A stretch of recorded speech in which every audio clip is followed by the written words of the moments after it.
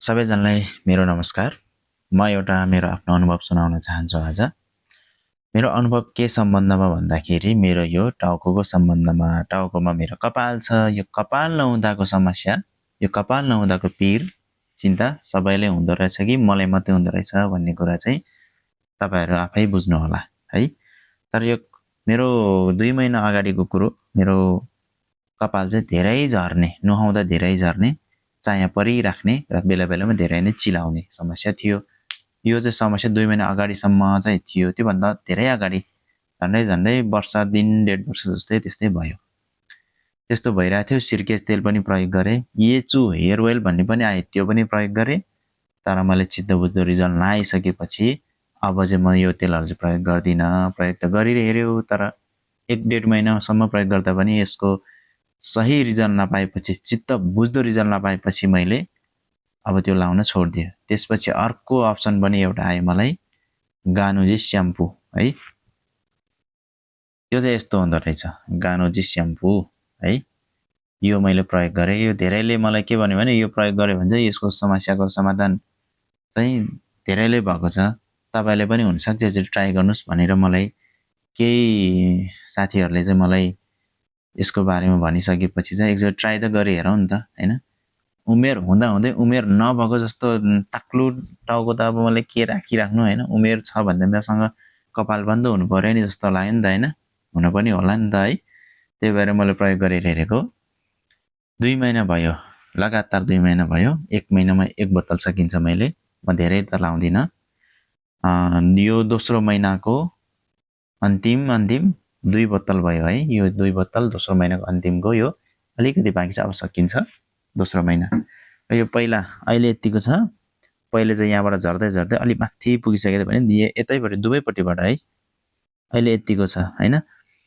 कपाल अलिअलि झर्नु त सामान्य हो भन्छ डाक्टरहरु, तर त्यति बराबरको चाहिँ पलाइरहेको हुन्छ भन्छ। तर पलाउने भन्दा झर्ने बढी भयो भने चाहिँ बेलैमा छिट्टै तालो हुने सम्भावना चाहिँ धेरै नजिक हुँदो रहेछ के हैन। हुन्छ पनि। त्यही भएको कारणले मैले अहिले मेरो यदि झर्न छोडे भन्दा हैन, कपाल त छारै छ नि त आखिर टाउकोमा है। त्यही भएर मैले चाहिँ यो एकदमै राम्रो लाग्यो र मलाई यो राम्रो लागिसकेपछि यसमा के रहेछ त त्यस्तो हैन, यसमा के रहेछ त त्यस्तो मलाई राम्रो लाग्ने, मलाई चित्त बुझ्दो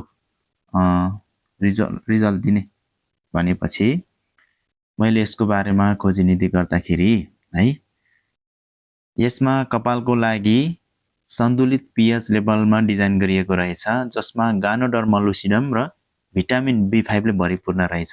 यसले चाहिँ प्राकृतिक रूपमा कपालको जरालाई पोषण प्रदान गर्ने र कपालको जरालाई अझ बलियो पार्नलाई सहयोग गर्दो रहेछ। र यसले चाया पर्ने, चिलाउने, कपाल झर्ने हैन, कपाल टुक्रिने समस्यालाई चाहिँ समाधान गर्नलाई धेरै सहयोग गर्दो रहेछ। भने यसको अर्को राम्रो पक्ष के रहेछ भने तटस्थ र सन्तुलित पीएच लेभल भएको कारणले सबै प्रकारको कपालहरुमा कपाल नरम हुने र कपाललाई स्वस्थ राख्नलाई यसले धेरै सहयोग गर्दो रहेछ है। त्यही भएर मलाई पहिला अब यस्तो कुरा थाहा नभएर मैले प्रयोग गरेको, जब थाहा भएपछि झनै राम्रो लाग्यो हैन, यसको बारेमा थाहा भएपछि। र तपाईहरु पनि म जस्तै समस्याले ग्रसित हुनुहुन्छ भने एकचोटी कोसिस गर्न सक्नुहुन्छ, ट्राई गर्न सक्नुहुन्छ। आफ्नो कपाल धेरै झरिरहेको छ, एकदम चाया धेरै पनि चिलाउने है, त्यस्तो भइराछ भने तपाई एकचोटी ट्राई गर्न सक्नुहुन्छ। गानुजी स्याम्पू भन्छ यसको। र यो मैले भनेको भन्दा पनि तपाई आफै पनि सबैतिर यसको बारेमा खोजीनिति गर्नुभयो भने यी डिटेलहरु पाउन सक्नुहुनेछ। र यो स्याम्पू चाहिँ तपाईलाई थाहा हुनु भएकोले त ठीक छ, राम्रो प्रयोग गर्न सक्नुहुन्छ है। यसलाई निरन्तर प्रयोग गर्नुहोस्, एकदम राम्रो छ। र यो तपाईहरुलाई कहाँ पाइन्छ भन्ने चाहिँ तपाईहरुलाई जानकारी छैन भने मलाई सम्पर्क गर्न सक्नुहुन्छ। र यो आज लाएर भोलि नै रिजल्ट चाहिँ नखोज्नु होला है। यो प्राकृतिक रूपमा यसले काम गर्ने भएको कारणले समय लाग्छ। मलाई पनि 2 महिनासम्म लागेकै हो है। मजाले 2 महिना चाहिँ हजुर प्रयोग गरेपछि यसको रिजल्ट देख्नुहुनेछ। यस्तै समस्या छ भने कमेन्टमा यस भनेर लेखिदिनु होला र मेरो अर्को भिडियो फेरि लिएर आउनेछु। अहिलेलाई बाइ बाइ।